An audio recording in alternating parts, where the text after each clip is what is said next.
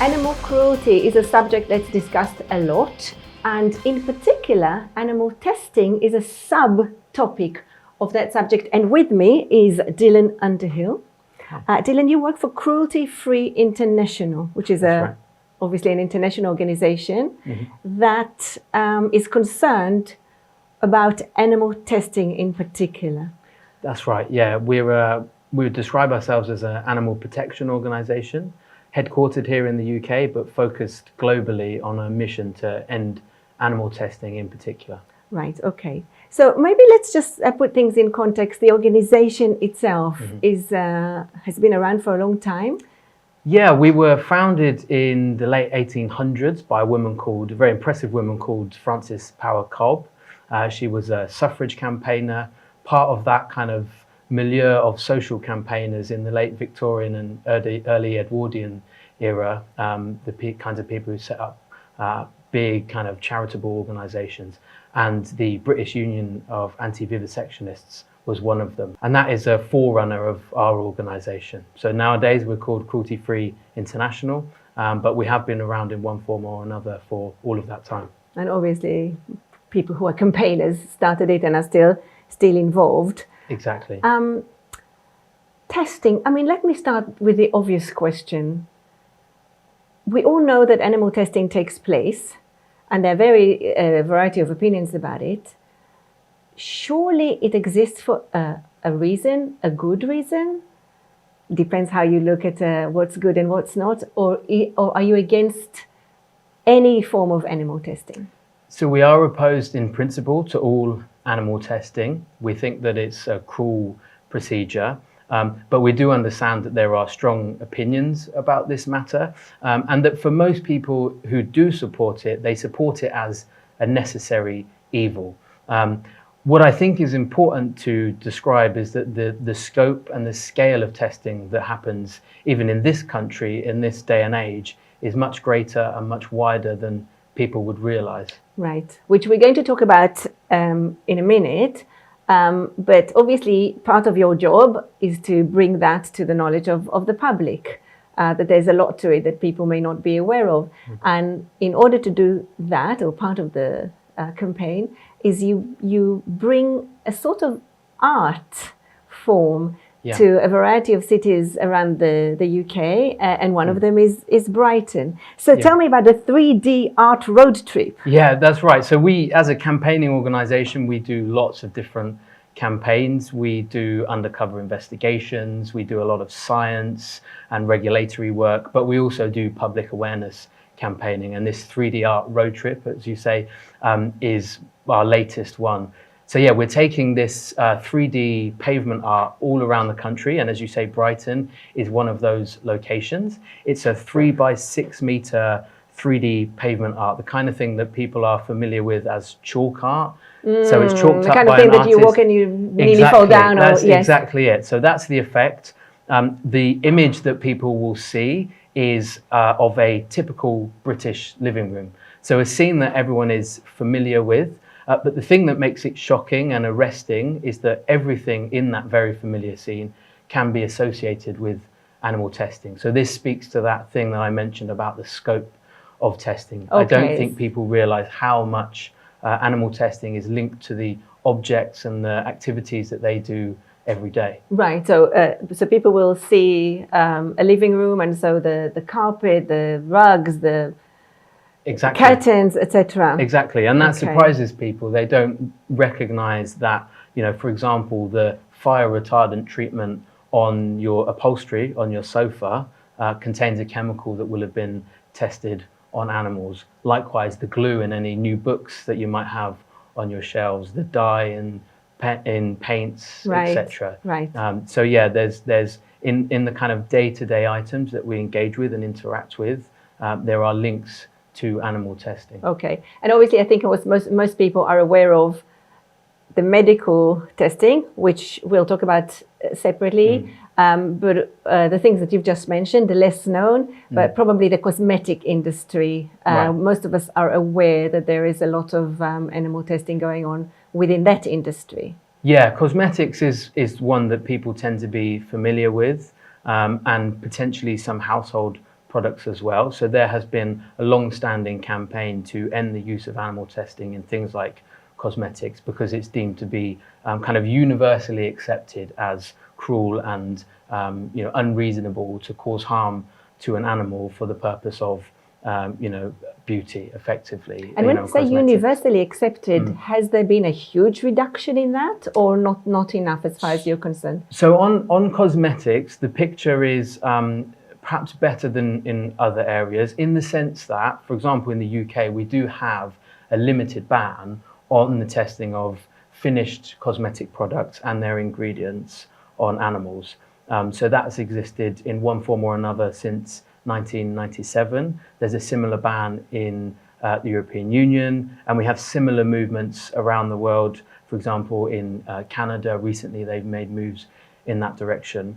Unfortunately, there are gaps and limitations in the scope of those bans. So it is still the case that there are cosmetic ingredients, things that will only ever be used as cosmetics or in cosmetics, which are being tested on animals. So even in that case, which most people expect to be ended, tests are still taking place.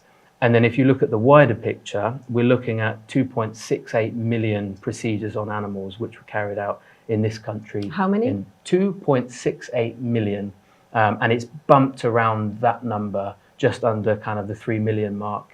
Within for decades. what That's time? within in the UK. So that was for the year 2023. Right. So that's the most recent, the most up-to-date figures that we have. That's given to us by the Home Office, who license animal testing procedures. And they get updated kind of on a sort of 24-month cycle. So the next lot will be for 2024, and we'll get to see whether we've had any progress. But the current figure is about 2.68 million procedures on animals in this country. Which is huge. It's a huge Yeah, number. and as I say, quite significantly more, I think, than most people recognize. I think there is a misperception that if animal testing happens, it is in a very limited number of cases, and I don't think that they would appreciate that many millions of procedures are happening. I mean, it works out about 5 procedures every minute of every hour of every day in this country. Okay. And the numbers globally are even greater. Okay. And we say procedures. I don't know if I want to ask the next question, but procedure is such a clinical word, right? All I can imagine, which I guess is what most people do when you don't know much about the topic, is mice and rats that are being put through certain tests. I don't know. Yeah. I don't want to know, probably, I guess that's like most people. But it's not just mice and rats, right?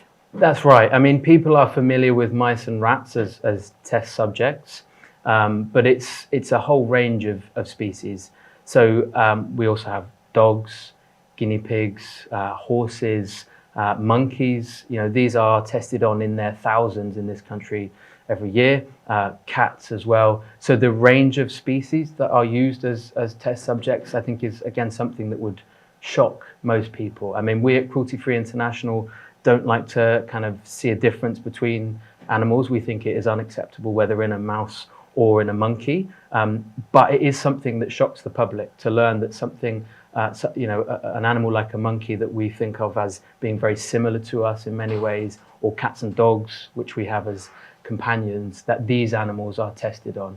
That's quite shocking to people. Okay. In terms of the nature of the procedures, without going into too much graphic detail, effectively what we're talking about, particularly in regulatory testing, so the kinds of testing that seeks to understand how a product or a substance, whether it's safe to be used in humans, that process effectively is about poisoning animals and studying the effects. So you have them ingesting it, being injected with it, having it applied directly on their shaved skin or in their eyes. It's unpleasant, but this is the reality of the kind of system that we have at the moment. And as I say, can be linked to everyday items that we're familiar with. Okay.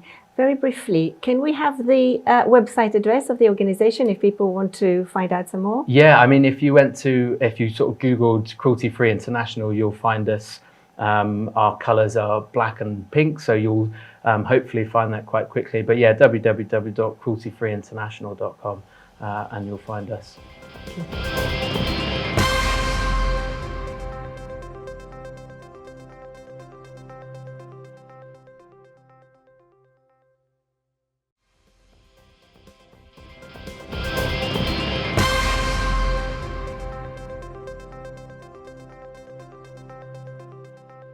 I've been talking to Dylan Underhill from Cruelty Free International about animal testing in particular. Dylan, to continue our chat, once you look into it, and I guess most people know about the subject but don't go into it because, like many other unpleasant subjects, it's kind of, easier for me to put my lipstick on without thinking to, in too much detail of what my action might have, how it might have affected animals. But at the same time, I have to ask this. Okay, this is only lipstick, but there are other things. I mean, we all use various products. We have products in the house. We clean the houses with products. We use cosmetics. So again, I'm not talking about medical, the medical field just yet. I mean, this is not going to stop. People might have terrible reactions, potentially deadly reactions, lethal reactions to this. I mean, would you not say that some form of testing on animals is actually necessary? So I think what you're getting at is that some people worry that if we move to a world without animal testing, that the safety of products that we use might be compromised. And I think it's really important to say that we are 100% confident that this wouldn't be the case, particularly in this sphere of regulatory testing, the safety testing on the kind of products you're describing. There's no reason to believe that this would be less safe. In fact, we think it would be safer because there are new and innovative techniques that we can use which don't rely on animals, but which we are seeing demonstrate more clearly how a product would affect someone that uses it regularly. So cosmetics is a really good example of this. So there is a limited ban on the testing of cosmetics products and some household products in the UK, which means that certain things cannot be tested on animals, and yet we still see them used safely in the real world. And that's for a number of reasons. One is there is a kind of historic bank of information that can be drawn on. So maybe you just use a substance that is already in existence that we already know has, can be used tried safely. And tested kind of without being tested. Yeah. And again, cosmetics is a prime example. We need to ask a question sometimes, does that product need to be used in the world? Do we need another kind of product that... So a lot of the time what happens is new chemicals are being innovated which confer a kind of new marginal property on something which can then be marketed and sold to the public. Right. So there is a question to be asked, which we call in the jargon a harm-benefit analysis, as to whether the... Greed, in other words. You said it, not me. But yeah, that is the nature of a kind of capitalist market economy that we all live in. And so sometimes we have to ask, does that product need to come to market? Okay. That's a fair question. And on cosmetics, it's pretty universally accepted that causing harm to animals to bring a new cosmetic product to the market is unacceptable. Okay. So that's another question we ask ourselves. And the other thing to think about is this question of alternatives. So some people worried that when those bans came in, one, that safety would go down. This hasn't happened. We've seen that now since 97 when the ban came in this country. Products are being used perfectly safely and successfully. But also that process has led to innovation in kind of new substances, innovation in the tests that can be done. So there's a whole range of really exciting, really interesting procedures that can be used to test the impact of products. And you don't have to go anywhere near an animal in order to do it. It's fascinating, and I'd be happy to talk more about it. But yeah, so there's no reason that we should harm innovation in new products. There's no reason that we should reduce safety. Okay, which brings me to the question of the medical realm. Mm-hmm. I mean, medicine, new medication, progress in this field, and I'm talking particularly about illnesses that can kill. Cancer to start, for example, there are attempts all the time to find cures and other diseases and illnesses. Surely animal testing is required, is necessary, rather than test on humans, or? Well, what I would say is that we've been using animals as test subjects for hundreds of years, and there are diseases so Alzheimer's and dementia, for example, the single biggest cause of death in this country, we still don't understand enough to produce a cure.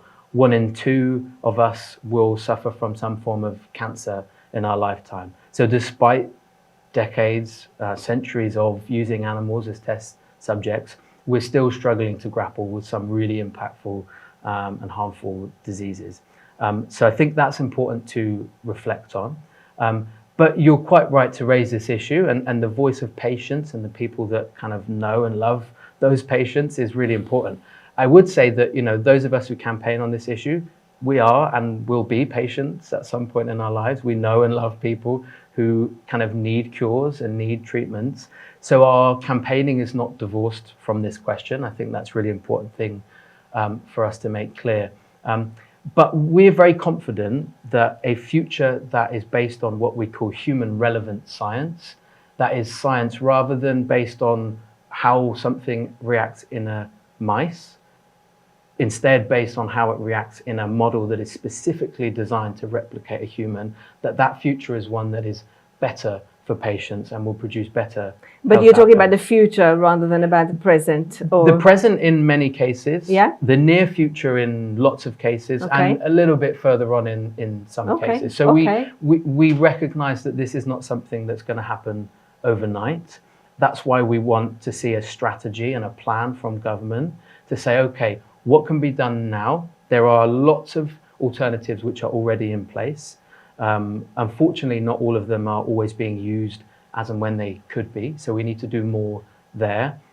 There are some in the pipe which, with the right investment, with the right changes to the laws and regulation, with new training and education, those could come on stream much quicker. And then there's a strategy that needs to be in place to look at the longer term stuff. Okay, that actually brings me to my next question.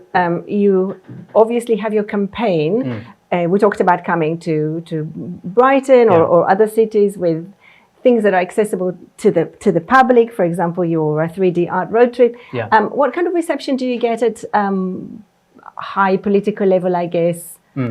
Yeah, this is a really important question because this is where the levers that will make the change are going to be pulled. So we do lots of campaigning and work with the public in order to raise awareness, in order to work with our supporters to demonstrate to politicians that this is something which they care about. But at the end of the day, we're talking about changes to the law, changes to regulation, funding coming from the Treasury. These are all things that politicians are in charge of. So we can and do have those conversations. We're at a really interesting and important moment. So this government has a manifesto commitment to work towards the phase out of animal testing. They wouldn't have made that commitment if they didn't recognize, as we do, that we're at a crossroads. We're kind of at an inflection point where if we make the right decisions, if we put in the right funding, change the right laws, that we can do this. This is possible. The moral case has always been there and is very strong, and the public largely are on board with us. About 60 to 70% of the public say that they would like to see a strategy to end the use of animals in science. The government is coming on board with that now, and that's largely because of that moral case and the campaigning work that's done by organisations like ours. But increasingly, it's about the science being in a place where it's now possible. So they've had that manifesto commitment. They've also said that before the end of this year, they'll come out with a strategy to boost the use of alternatives. And we've been engaging directly with the government, speaking with ministers to kind of explain to them what's needed in order to make that successful. Okay. We hope that it will kind of increase the pace of change, but we really need to see some concrete steps, some milestones, some targets that we can hold them to account on to guarantee that it's as impactful as it could and should be.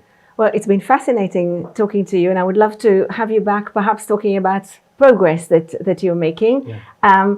Just very briefly, mention the name of the organization or the website for the people who might be interested in looking at Yeah, it. so we're Cruelty Free International. If you search for us online, Cruelty Free International, you'll find us, but www.crueltyfreeinternational.com, and you'll get through to us. Dylan, thank you very much. Thank you. After 3 months and 5,300 miles, Guy Roebuck has finished his amazing ride around Britain's coast. Guy has nearly raised £3,000 for the National Axial Spondyloarthritis Society.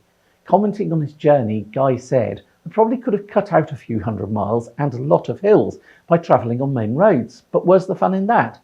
I decided to stick as close to the coast as is humanly possible, which often meant using tiny steep lanes rather than flatter A and B roads. Taking the road less travelled meant that Guy saw places and met people that most of us miss as we zoom past in cars or trains. The great thing about travelling by bicycle is that you slow down and connect. You directly experience what is around you. The hills, the wind, the rain, and of course the people you meet on the way," said Guy.